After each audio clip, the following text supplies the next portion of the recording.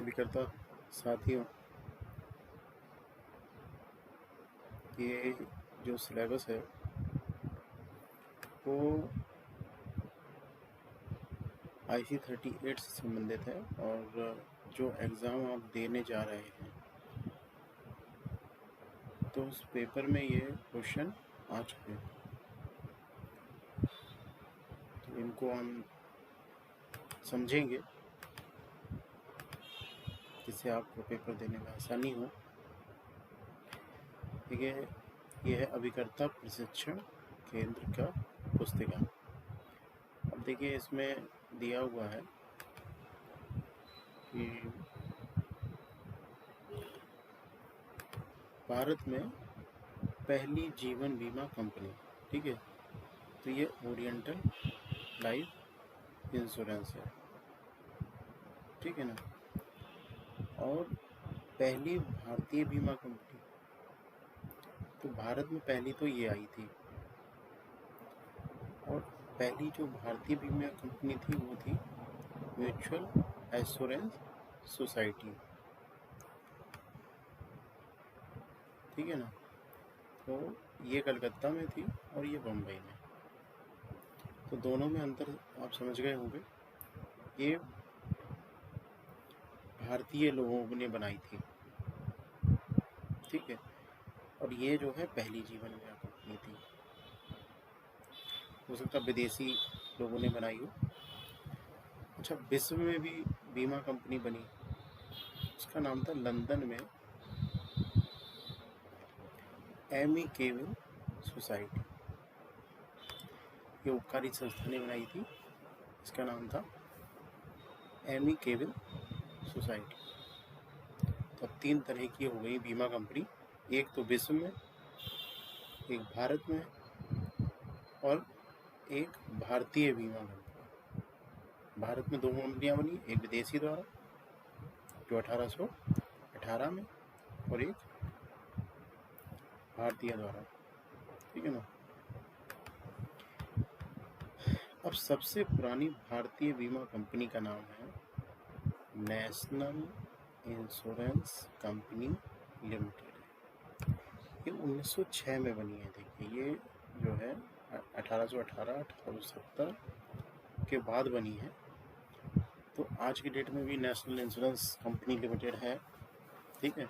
ये पूरी भारतीय थी, ये बाद में बनी थी। तो अगर सबसे पुरानी आए तो अपन ये लगाएंगे, विश्व की पहली आए तो एमी केविल लगाएंगे, भारत की पहली आई तो ओरिएंटल लगाएंगे, और पहली भारतीय आएगी तो म्यूचुअल एश्योरेंस सोसाइटी लगाएंगे। तो समझ लेना आप कन्फ्यूज़न कहाँ होता है, तो कन्फ्यूज़न ये नहीं हो, इसको हमें क्लियर करना है। अब देखिए IRDA, ठीक है, तो IRDA जो होता है 1999 में पारित हुआ, लेकिन बना कब, तो 1 अप्रैल 2000, ठीक है ना। तो IRDA करता क्या, IRDA जो है IRDA के ही अंतर्गत, ठीक है ना, सारी इंश्योरेंस कंपनियां होती हैं, ठीक है ना। IRDA के अंतर्गत ही सारी इंश्योरेंस कंपनियां होती हैं।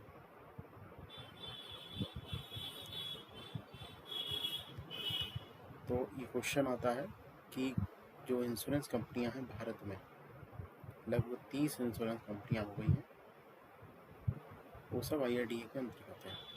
IRDA उनके लिए नियम बनाता है, कानून बनाता है कि आप किस तरह से बीमा बनाएंगे, किस तरह से बेचेंगे, किस नियम के अंतर्गत रहेंगे। तो ये क्वेश्चन बहुत इम्पोर्टेंट है।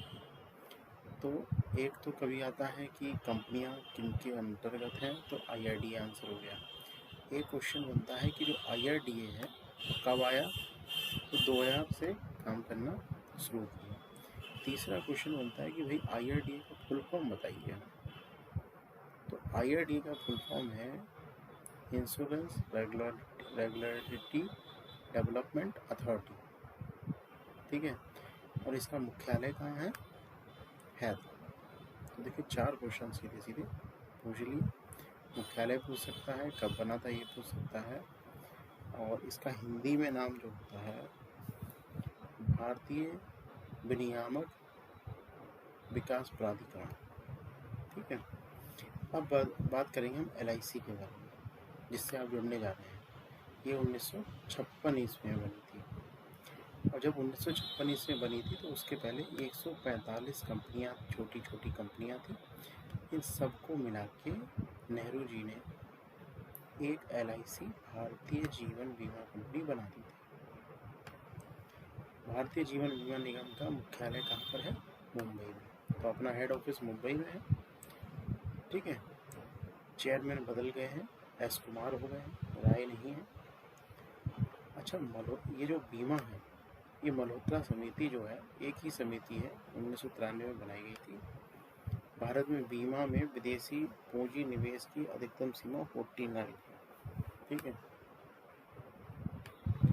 और डाक जीवन बीमा IRDA के अधीन नहीं। ये क्वेश्चन सीधा सीधा आता है कि इसमें से कौन सा बीमा IRDA के अधीन नहीं है, तो उसका आंसर होता है डाक जीवन बीमा। तो पोस्टल लाइफ इंश्योरेंस जो है वो IRDA के अधीन नहीं है।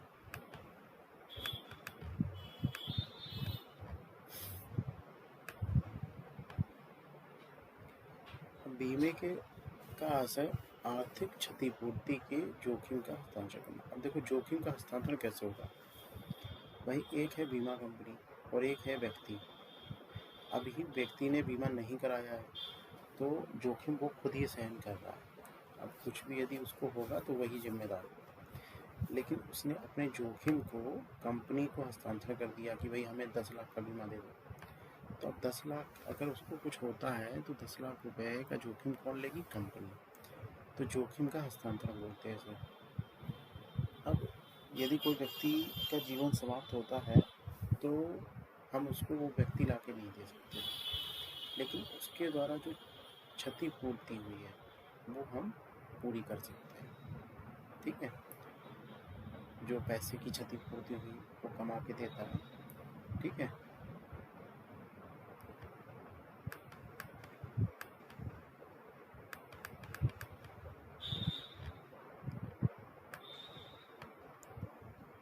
आधुनिक बीमे का उद्गम लॉयड्स में आ जाता है। जो आजकल बीमा चल रहा है, पहले तो सामान्य बीमा होता था, लेकिन जो आजकल बीमा चल रहा है वो लॉयड्स एक जगह है लंदन में, वहाँ से माना जाता है।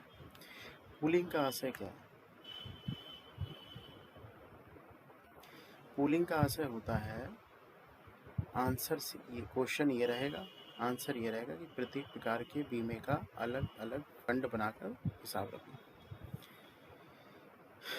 जैसे मान लीजिए कि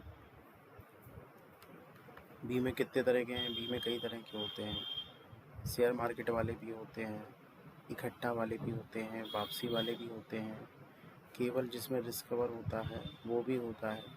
कई तरह के बीमे होते हैं। तब पूलिंग का आशय है कि इन सब के फंड अलग अलग बना लो। जैसे मान लो एक योजना है तो उसका फंड अलग है।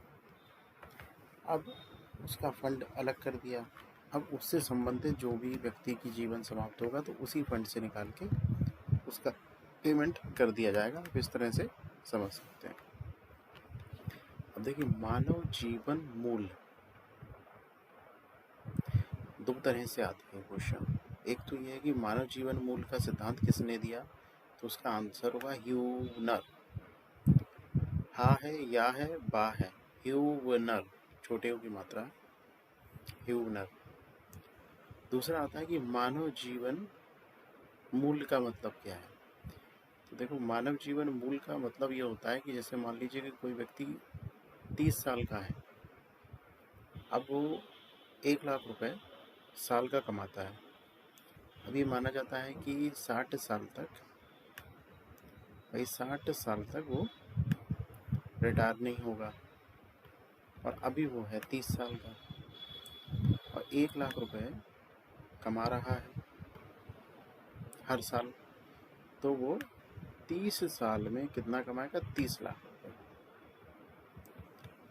तो आर्थिक मूल्य तो उसका हो गया 30 लाख रुपया, यानी अगर वो व्यक्ति नहीं रहेगा, ठीक है ना, तो इतना नुकसान उसके परिवार को हो जाएगा। तो वो जो इतना कमाता वो हो गया मानव जीवन मूल्य। अब ये देखो, मनुष्य के जीवन का बीमा जीवन बीमा कहलाता है। भाई भारतीय जीवन बीमा निगम है अपनी संस्था का नाम। तो क्या करती है, ये जीवन का बीमा करती है अपनी संस्था, ठीक है ना। ये जो है जीवन का बीमा करते हैं,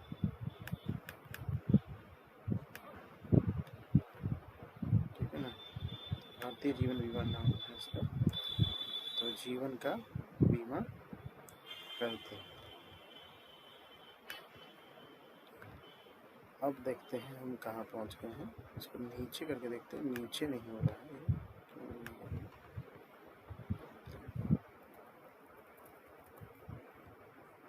काम नहीं करते हैं।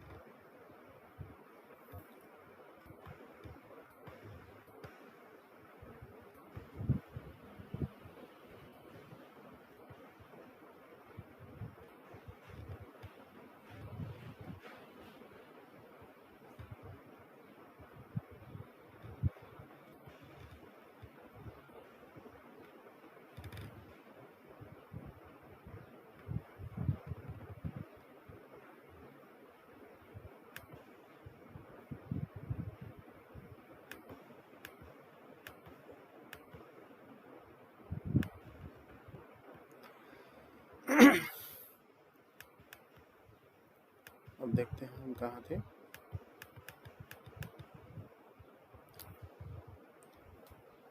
अब ये देखिए, तो मनुष्य के जीवन पर, ठीक है ना, लिया जाने वाला बीमा जीवन बीमा है। तो हम किसका बीमा करेंगे, जिसमें जीवन है, ठीक है ना। तो जिसमें जीवन है उसका बीमा हम करेंगे। अब संतुलित प्रीमियम अथवा समान प्रीमियम से आशय है पॉलिसी की संपूर्ण अवधि में एक जैसा प्रीमियम। देखो सीधा सा बात है, क्वेश्चन है समान प्रीमियम यानी संतुलित प्रीमियम, यानी इसका आंसर होगा, ये पूरा याद कर लीजिए कि पॉलिसी की संपूर्ण अवधि में एक समान प्रीमियम होगा, ठीक है ना। अभी देखिए, कम आयु पर कम प्रीमियम और अधिक आयु पर अधिक प्रीमियम लिया जाता है, जिसका कारण है मनुष्य की आयु बढ़ने पर के साथ साथ उसकी मृत्यु की संभावना बढ़ती जाती है। अब इसका आशय ये होगा कि देखिए, जैसे कोई बच्चा है, वो 30 साल का है, अब वो स्वस्थ होगा उस व्यक्ति के मुकाबले। जैसे कोई मान लो कि बूढ़ा है, ठीक है ना, एक है 30 साल का और एक है 60 साल का। तो 30 साल वाले ज़्यादा जिएगा ये माना जाता है, और 60 साल वाला जो है कम जिएगा। तो अगर ये व्यक्ति बीमा लेगा तो इसकी प्रीमियम कम आएगी, और ये व्यक्ति लेगा तो ज़्यादा आएगी। यही वो कहना चाह रहा है कि कम आयु पर कम प्रीमियम, अधिक आयु पर अधिक प्रीमियम लिया जाता है। किसका कारण क्या है, क्योंकि मनुष्य की आयु बढ़ने के साथ साथ उसकी मृत्यु की संभावना बढ़ती जाती है, तो इसका रिस्क ज़्यादा है। बीमा जीवन बीमा कंपनी तथा पॉलिसी धारक के मध्य एक अनुबंध है। अब इसमें क्या होता है कि एक तो हो गई जीवन बीमा यानी LIC, और एक हो गया पॉलिसी धारक जो बीमा ले रहा है। इन दोनों के बीच में एक कॉन्ट्रैक्ट है, इसको हिंदी में अनुबंध बोलते हैं, और ये इसकी जो धारा है वो 1872 के अंतर्गत है। अब कॉन्ट्रैक्ट जो होता है उसमें जो कॉन्ट्रैक्ट तोड़ता है उसको नुकसान होता है। बीमा कंपनी तोड़ेगी नहीं, क्योंकि उसने तो बीमा कंपनी खोली है बीमा बेचने के लिए। अब ये पॉलिसी धारक लैप्स करा देगा पॉलिसी। अब जो लैप्स करा देगा पॉलिसी, तो एक तो उसका बीमा ख़त्म हो जाएगा, दूसरा उसके पैसे जो हैं वो भी फंस सकते हैं, ठीक है, तो इसको नुकसान होगा। तो बीमा चलाने में ही फ़ायदा है। क्वेश्चन क्या था, बीमा जीवन बीमा कंपनी तथा पॉलिसी धारक के मध्य अनुबंध, यही आएगा सीधा सीधा क्वेश्चन। तो आप समझ जाएंगे कि किस किस के बीच में अनुबंध होता है। ये जीवन बीमा कंपनी और पॉलिसी धारक के बीच में अनुबंध होता है। यही दोनों उसके टिक में आंसर होंगे। अब देखिए, परम सद्भाव का सिद्धांत क्या कहलाता है, ये आता है। उसमें पूछते हैं कि भाई परम सद्भाव का जो सिद्धांत है वो क्या होता है। परम सद्भाव मतलब, परम मतलब सबसे ज़्यादा, और सद्भाव मतलब सदाचार। इसका मतलब ये होता है कि अब जब हमारा कंपनी का एजेंट बीमा लेने जाएगा पार्टी के पास, तो कस्टमर ईमानदारी से सब कुछ सही सही हमको बताए, जो भी उसने टिक किया है, ठीक है ना। दोनों पक्ष, बीमा कंपनी और पार्टी के बीच में जो जानकारी दी जाएगी, दूसरा पक्ष देगा यानी कि पार्टी होल्डर देगा, तो वो सही सही होगी और हम उसको बिल्कुल सही मानेंगे कि कस्टमर ने जो कुछ भी हमसे कहा है वो बिल्कुल सही कहा है। इस सिद्धांत को परम सद्भाव सिद्धांत कहते हैं। और 3 वर्ष के अंदर यदि ये पता चलता है कि पॉलिसी धारक ने कुछ बातें छुपाई हैं, झूठ बोला है बीमा, तो ये जो अनुबंध होता है ये कंपनी तोड़ देगी। ऐसी स्थिति में उसके पैसे भी जब्त कर लिए गए। तो पहला तो परम सद्भाव का सिद्धांत क्या कहलाता है कि दोनों पक्ष जो हैं एक दूसरे को जानकारी देंगे और ये सही जानकारी देंगे, और अगर 3 वर्ष के भीतर पकड़ा गया मामला तो ये सब रद्द हो जाएगा कॉन्ट्रैक्ट, ठीक है। अगर छिपाया गया तो बीमा कंपनी क्या करेगी, उसको रद्द कर देगी, पैसा भी चला जाएगा। तो सही चीज़ बताइए। अब महत्वपूर्ण और सारभूत एक ही बात है। आशय क्या है, बीमा कंपनी के निर्णय तथा प्रीमियम निर्धारण को प्रभावित करते हैं। सारभूत महत्वपूर्ण तत्व से आशय है जो बीमा कंपनी के निर्णय और प्रीमियम निर्धारण। अब जैसे प्रीमियम निर्धारण करना है, अब कोई व्यक्ति ऑटो चला रहा है, कोई व्यक्ति पुलिस में है, कोई व्यक्ति खदान में काम कर रहा है, कोई व्यक्ति नॉर्मली दुकान में बैठ रहा है, कोई किसान है, तो सबकी रिस्क दर अलग अलग है। जो व्यक्ति खदान में काम कर रहा है या आर्मी में पुलिस में काम कर रहा है, तो उसके जीवन जाने की संभावना अलग अलग है। तो ये सब जो महत्वपूर्ण तत्व हैं, इन सबको ध्यान में रखते हुए बीमा कंपनी क्या करती है, बीमे के प्रीमियम का निर्धारण करती है, जिससे बीमा कंपनी को नुकसान नहीं हो। अब बीमा योग्य हित क्या है, बीमा योग्य हित से आशय है कोई व्यक्ति जब बीमा लेता है तब उस समय वो बीमा की योग्य होना चाहिए। अब बीमा योग्य कैसे होगा, हम कैसे पता लगाएंगे। इसका मतलब ये है कि वो व्यक्ति कुछ कमाता है कि नहीं कमाता है। अगर कोई व्यक्ति कुछ कमाता है तो इसका मतलब है कि उसके जाने के बाद, उसके जीवन समाप्त होने के बाद में उसके परिवार को आर्थिक हानि होगी। और यदि नहीं कमाता है तो यानी उसके जाने के बाद कोई आर्थिक हानि होनी नहीं। तो अगर आर्थिक रूप से हानि नहीं होनी है तो वो बीमा योग्य ही नहीं है, समझ रहे आप। तो जब हम बीमा करेंगे, उसका बीमा करेंगे जो रोजगार होगा प्राप्त, जो पैसा कमाता होगा, तो उस समय बीमा योग्य होना चाहिए। बाद में भले ही उसकी नौकरी छूट जाए किसी कारण से, वो बेरोजगार हो जाए, उससे मतलब नहीं है। जब हम शुरू में बीमा करेंगे, जीवन बीमा करेंगे, तो बीमा योग्य तब होना चाहिए। अब जीवन बीमा प्रारंभ होने आवश्यक है, ठीक है। योग्य हित, बीमा हित जो है होना जरूरी है, वही बीमा की योग्य है तो बीमा हित होना जरूरी है। अब जबकि गैर जीवन बीमा, गैर जीवन बीमा को बोलते हैं साधारण बीमा। साधारण बीमा का मतलब होता है बाइक का, स्कूटर का, गाड़ी का, ट्रक का, इन सब का बीमा। तो 2 तरह के बीमे हो गए, एक तो जीवन बीमा और एक गैर जीवन बीमा। जीवन बीमा मतलब जीवन है जिसके अंदर, और गैर जीवन बीमा का मतलब जिसके अंदर जीवन नहीं है, तो उसको बोलते हैं साधारण बीमा।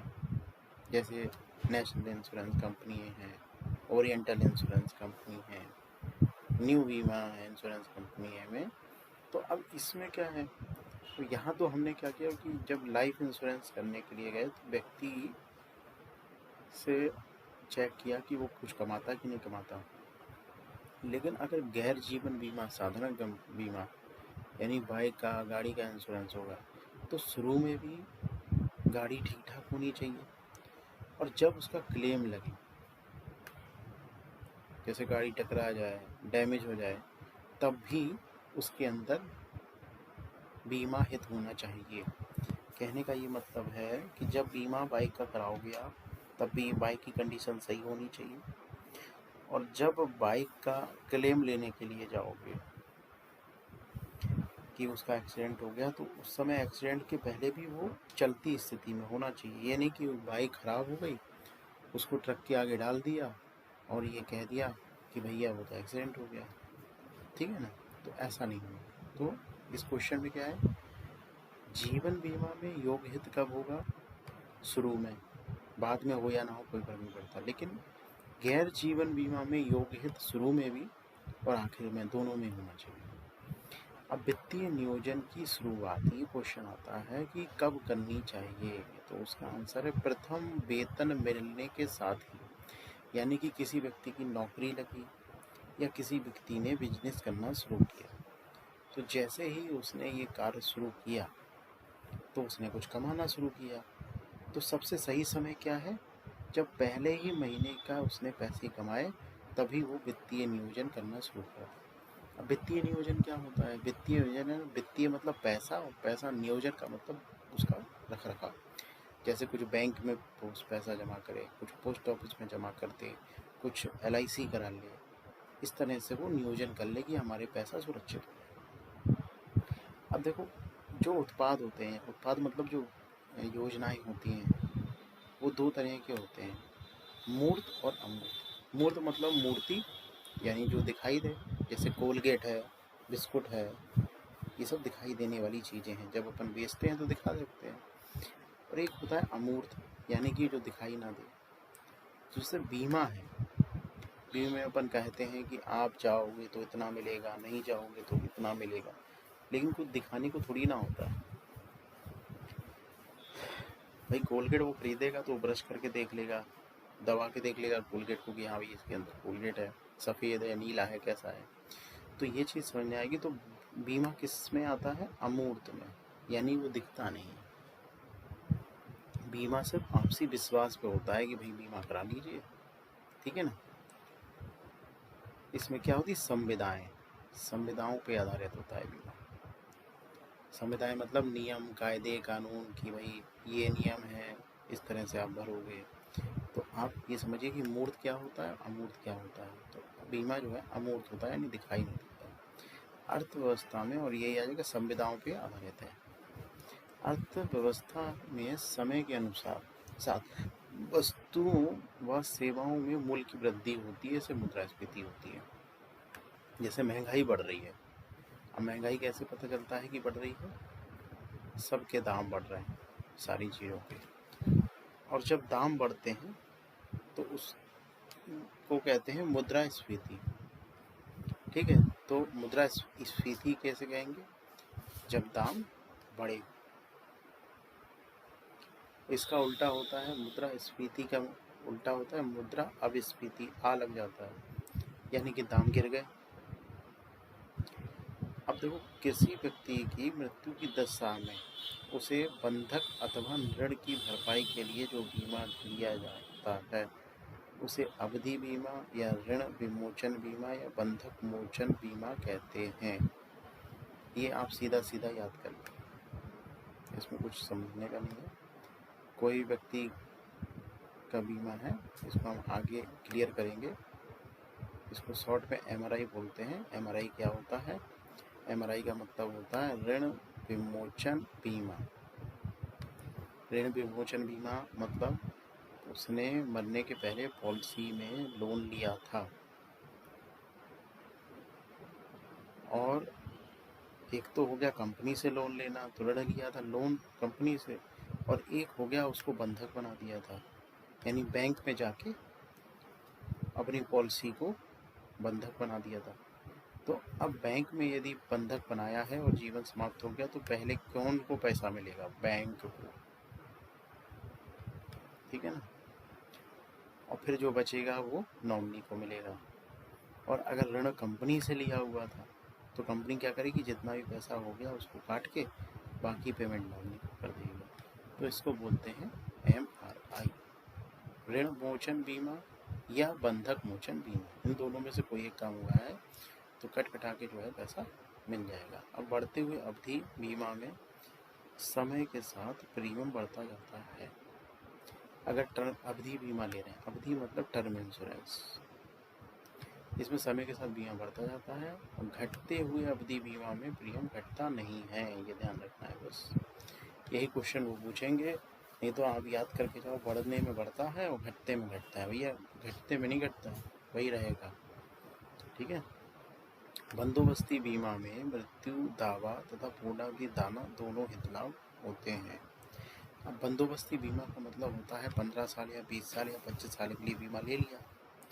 अब उसमें क्या होगा कि या तो व्यक्ति का जीवन उस बीच में समाप्त हो जाएगा, और यदि भी जीवन समाप्त हो जाएगा तो वो हो जाएगा मृत्यु दावा में कन्वर्ट। व्यक्ति मर गया तो अब मृत्यु का दावा लिया जाएगा। अब मान लो वो नहीं मरा और जीवित रहा तो हम क्या लेंगे?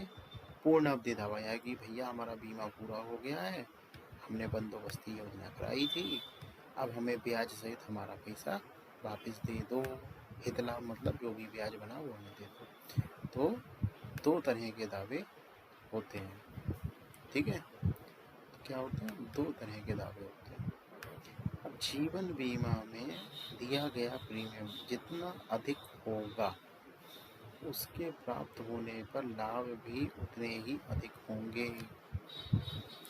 अब जैसे मान लो किसी का प्रीमियम आया 5,000 रुपये, अब वो इसमें कह रहा है कि ये तो हो गया बीमा, अब इसमें हमें दुर्घटना बीमा भी दे दो, थोड़ा प्रीमियम बढ़ा देगी इंश्योरेंस कंपनी। अब वो कह रहा है इसमें हेल्थ इंश्योरेंस भी दे दो, थोड़ा और बढ़ा देगी प्रीमियम।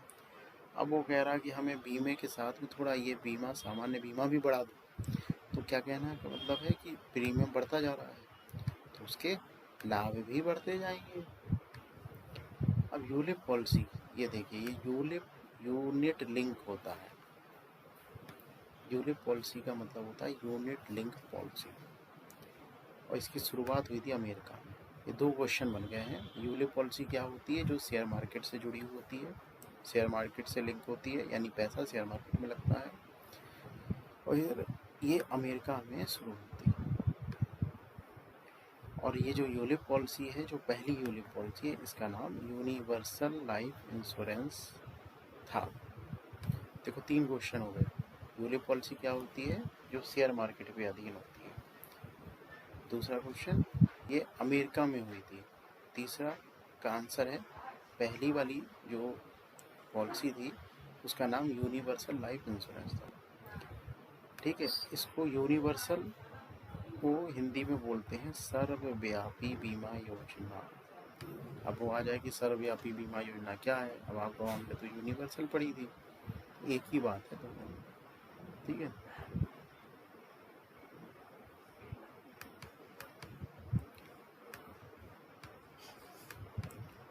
अब आया यूलिप पॉलिसियों को गैर परंपरागत पॉलिसी भी कहा जाता है, ठीक है। तो नॉर्मली पॉलिसी जो LIC में बिकती है वो क्या है कि बंदोबस्ती पॉलिसी है, सिंगल पॉलिसी है, मनी बैक पॉलिसियाँ हैं। लेकिन जो ये शेयर मार्केट की पॉलिसियाँ हैं ना, ये नई पॉलिसियाँ, ये जो है यूलिप पॉलिसियाँ बिल्कुल अलग हैं। ये आज के दौर की पॉलिसियाँ हैं। पहले तो शेयर मार्केट थोड़ी ना होता था, सन 85 शेयर मार्केट आए। तो ये इसको जो है गैर परंपरागत, परंपरागत मतलब जैसा हमारे चलता आ रहा है वैसी पॉलिसियाँ हैं, और गैर परंपरागत का मतलब क्या हो गया कि ये यूलिप पॉलिसी है। तो ये सीधा सीधा आंसर हो जाएगा। यूलिप पॉलिसियों को गैर परंपरागत पॉलिसियाँ भी कहा जाता है। अनबंडलिंग से तात्पर्य क्या है? जीवन बीमा, अनबंडलिंग से तात्पर्य जीवन बीमा प्रीमियम में से जोखिम प्रीमियम तथा निवेश तत्व को अलग कर देना। अनबंडलिंग मतलब देखो, बंडल मतलब एक इकट्ठा बांध दिया बंडल, जैसे बीड़ी का बंडल हो गया, सारी बीड़ियाँ इकट्ठे बांध देते हैं। अनबंडलिंग मतलब उनको खोल दिया। अब जैसे शेयर मार्केट की योजना में क्या होता है कि पहले तो लाइफ इंश्योरेंस का बीमा का प्रीमियम काट लिया जाता है। अब जो बचा पैसा है उस पैसे को शेयर मार्केट में डाल दिया जाता है, शेयर मार्केट में डाल दिया जाता है। ठीक है, अब जो भी पैसा ये बढ़ जाएगा या घट जाएगा वो पैसा मिल जाएगा। ठीक है, अब वो पैसा लास्ट में आपको दे दिया जाएगा। ठीक है, तो ये जो पैसा है ये अलग हो गया, अब बीमे का पैसा उन्होंने अलग कर दिया, तो इसको बोल गए अनबंडलिंग। अब यूलिप पॉलिसी में जोखिम का वहन अब कौन करेगा? बीमा धारक। जैसे पक्की गारंटेड पॉलिसियाँ हैं उसमें जोखिम कौन लेता है? उसमें कंपनी की गारंटी होती है कि भाई आप अगर जीवित रहोगे तो इतना पैसा मिलेगा। लेकिन जो यूलिप पॉलिसियाँ हैं उसमें जोखिम का वहन कौन करता है? बीमा धारक।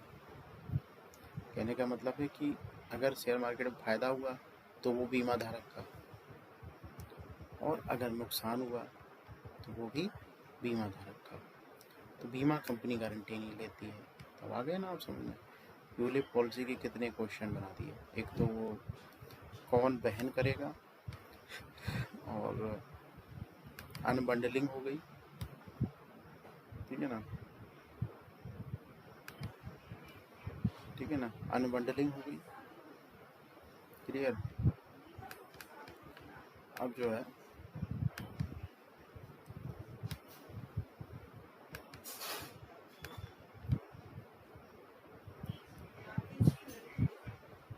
इसको हटा देते हैं।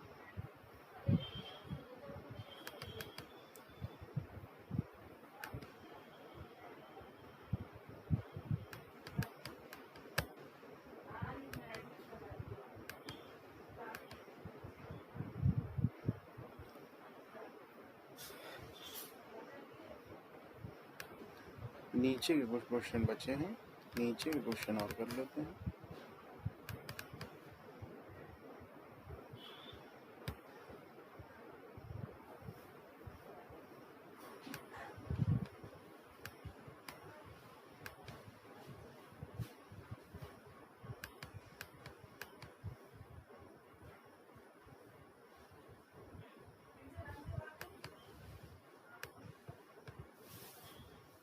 मुझे लगता है कि आज यहीं ख़त्म करना पड़ेगा, आधा घंटा भी हो गया है। तो ये एक पेज आपका कंप्लीट हो गया है। ठीक है ना, एक पेज आपका कंप्लीट हो गया है।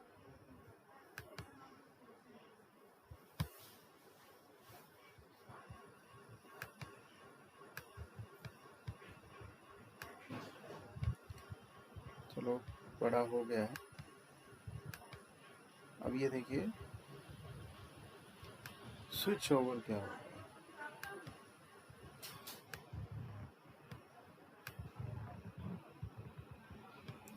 स्विच ओवर से तात्पर्य क्या है? देखिए,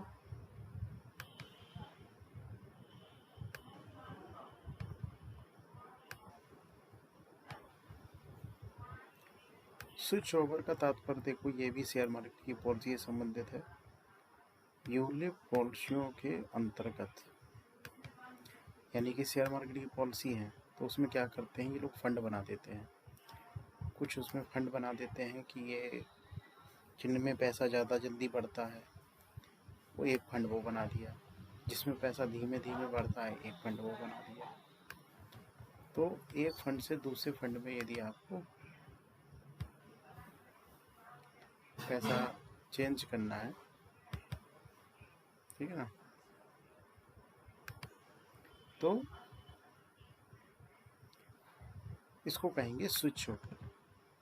ठीक है, अब जो सार्वजनिक पेंशन सरकार द्वारा तथा व्यावसायिक पेंशन कर्मचारियों को उनके कार्यालय द्वारा प्रदान की जाती है। तो एक तो पेंशन है, जैसे आपने सुना होगा कि जो बूढ़े लोगों को सरकार पेंशन देती है, तो एक सार्वजनिक मतलब सभी के लिए बना दी पेंशन। तो वो सरकार द्वारा दी जाती है। सार्वजनिक पेंशन, जैसे सार्वजनिक शौचालय होता है, उसमें कोई भी व्यक्ति जाता है शौचालय का उपयोग करने के लिए।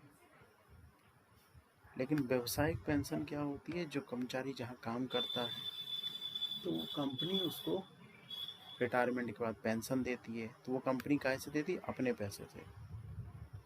दो तरह की पेंशन हो गई। अब पेंशन निधि का 1/3 भाग का नगदीकरण ले सकता है। अब जैसे जो पेंशन प्लान कोई लेता है तो पेंशन प्लान लेने के बाद जब वो रिटायरमेंट होता है तो 1/3 1/3 तो 1/3 पैसा है वो पैसा ले लेगा। जो बाकी पैसा बचेगा, ठीक है ना, टोटल पैसा था कितना 1, तो इसमें से घटाएंगे तो बचा 2/3 पैसा, यानी 100 रुपये में 33 रुपया उसने ले लिया, बाकी बचा लगभग 66 पैसा। तो उस पे पेंशन बनती है। बिल्कुल क्लियर होना चाहिए आपको कि पेंशन में 1/3 हिस्सा वो ले लेगा और बाकी का पेंशन बन जाएगी। पेंशन भुगतान का मनुष्य की लंबी आयु का पेंशन की ज़रूरत क्यों है अपन को, सीधी सी बात है, क्योंकि मनुष्य की जो उम्र है बहुत लंबी होती है और 60 साल के बाद वो रिटायर हो जाता है तो उसको एक पैसे की ज़रूरत होती है। इसलिए लंबी उम्र के कारण ही पेंशन की ज़रूरत होती है। मनुष्य का जोखिम, अच्छा पेंशन प्लान लेगा तो वो जोखिम यानी कि बीमा नहीं होगा, उसमें पेंशन लेगा, ठीक है। इसमें पेंशन में जीवन बीमा नहीं दिया जाता है। एक मुश्त पीएम के माध्यम से देखो दो तरह से पेंशन ले सकते हैं। एक तो यह है कि जैसे मान लो कोई 30 साल का व्यक्ति है, अब उसने कहा भाई साहब हमें पेंशन प्लान चाहिए, तो अब पेंशन तो उसे 60 साल के बाद चाहिए। तो वो क्या करेगा कि थोड़ा थोड़ा निवेश करेगा हर साल और रिटायरमेंट पे पेंशन ले लेगा, उससे थोड़ा नगद ले लेगा पैसा 1/3, बाकी भी पेंशन ले लेगा। लेकिन अब कोई 60 साल का है, अब उसने पेंशन योजना ली नहीं, अब वो क्या करे, तो वो इकट्ठा पैसा, एक मुश्त पैसा देगा, ठीक है ना, एक बार में दे देगा कि भैया मेरे पास 10 लाख रुपया है, इस पे पेंशन बना दो। तो फिर उस पेंशन को क्या कहेंगे, एक तो कोई तत्काल मतलब तुरंत चाहिए पेंशन, तो उसने 10 लाख रुपए दिया और पेंशन बन गई।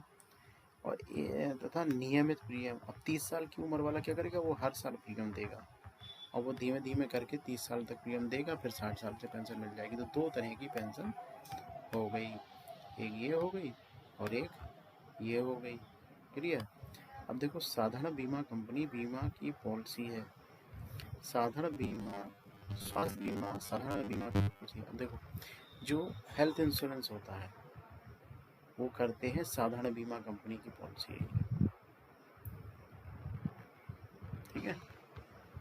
इसका मतलब ये हुआ कि जो हेल्थ इंश्योरेंस पॉलिसी जो होती है, लोग कहते हैं कि भैया हमारा हेल्थ इंश्योरेंस करा लो, तो मेन तो जो है वो साधारण बीमा यानी जनरल इंश्योरेंस, जो लोग गाड़ी का बीमा करते हैं, जो कंपनी ट्रक का बीमा करती हैं, उन कंपनी की ये पॉलिसियाँ होती हैं। इसमें क्या होता है, तो ये आप बता सकते हो कि स्वास्थ्य बीमा जो है साधारण बीमा की पॉलिसी है।